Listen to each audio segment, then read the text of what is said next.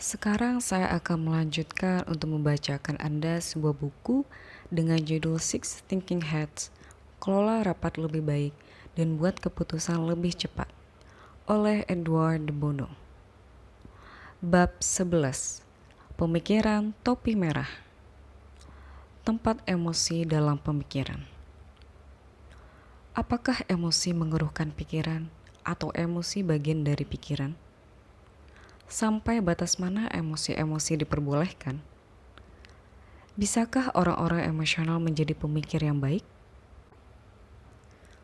Pandangan tradisional adalah bahwa emosi mengeruhkan pikiran.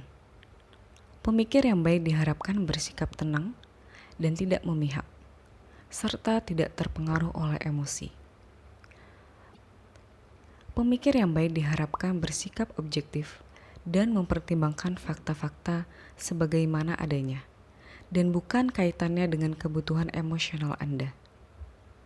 Bahkan ditegaskan, kadang bahwa kaum wanita jauh lebih emosional sehingga tidak bisa menjadi pemikir yang baik. Konon, kaum wanita kurang objektif yang diperlukan dalam pengambilan keputusan yang baik. Namun, setiap keputusan baik apapun pasti akhirnya bersifat emosional. Saya beri penekanan pada kata akhirnya. Jika kita telah menggunakan pemikiran untuk membuat peta, pilihan rute kita ditentukan oleh nilai dan emosi. Saya akan kembali membahas hal ini nanti. Emosi memberikan kaitan pada pemikiran kita dan menyesuaikan pemikiran itu pada kebutuhan kita dan konteks momennya. Emosi merupakan bagian penting dari cara bekerja otak, bukan pengacau atau semacam peninggalan dari zaman purba. Ada 3 hal bagaimana emosi bisa mempengaruhi pemikiran. Mungkin ada emosi dasar yang kuat seperti takut, marah, benci, curiga, iri atau cinta. Dasar ini membatasi dan mewarnai seluruh persepsi. Tujuan pemikiran topi merah adalah membuat dasar ini jadi kelihatan, supaya pengaruhnya yang muncul kemudian bisa diamati. Seluruh pemikiran bisa jadi didominasi oleh emosi dasar semacam itu. Emosi dasar bisa terkait dengan seseorang atau suatu situasi, atau bisa juga menjadi pengganti alasan-alasan lain. Hal kedua, emosi dipicu oleh persepsi awal. Anda merasa diri Anda telah dihina oleh seseorang, dan sesudah itu seluruh pemikiran Anda tentang orang tersebut diwarnai oleh perasaan ini. Anda merasa, mungkin dengan keliru, bahwa seseorang mengatakan sesuatu karena kepentingan diri sendiri, dan kemudian Anda mengabaikan segala hal yang dikatakan orang itu. Anda merasa sesuatu itu hanya iklan, dan kemudian tidak percaya.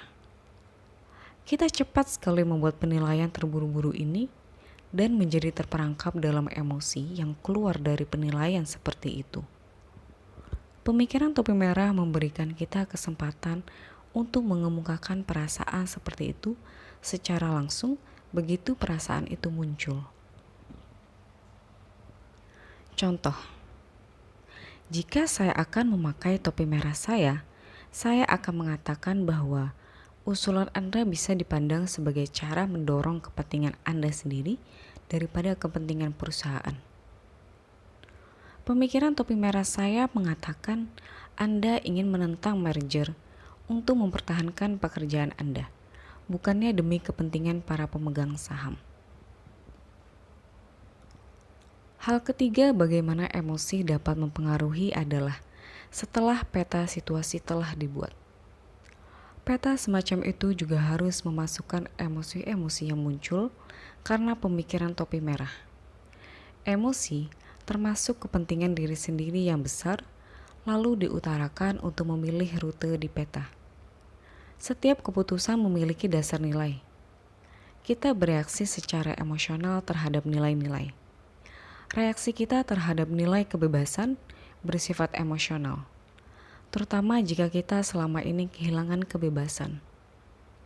Sekarang, setelah kita punya gambaran situasi yang jelas seperti yang kita mungkin peroleh, Mari kita semua memakai topi berpikir merah kita dan memberikan pilihan tindakan emosional kita.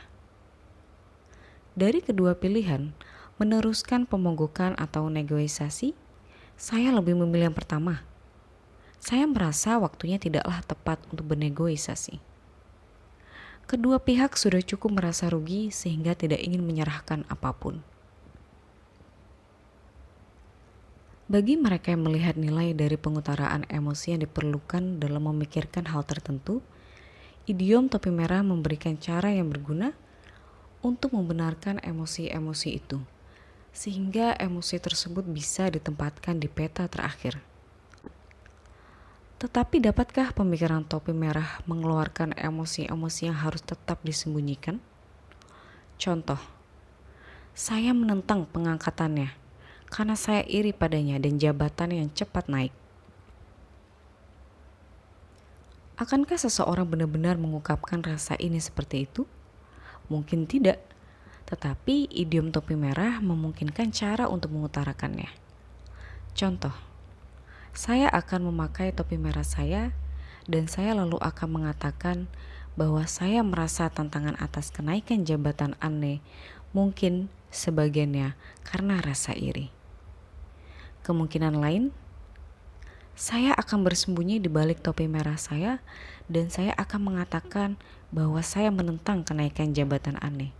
Itu hanyalah perasaan saya. Harus juga diingat bahwa seorang pemikir dalam privasi pikirannya sendiri dapat memilih untuk memakai topi berpikir merah. Hal ini memungkinkan si pemikir mengeluarkan emosi-emosinya dengan cara yang logis. Contoh, bisa jadi ada sedikit rasa takut di sini. Takut akan kesulitan dirasakan dalam mengganti pekerjaan. Ya, saya sangat marah. Dan pada saat ini, saya hanya ingin mendapatkan kembali milik saya. Saya tidak suka ditipu. Saya harus akui bahwa saya tidak senang dengan pekerjaan ini. Pemikiran topi merah mendorong penelusuran. Perasaan-perasaan apa saja yang terlibat di sini? Sekian, selesai sudah bab 11. Terima kasih sudah mendengarkan dan sampai jumpa di bab selanjutnya.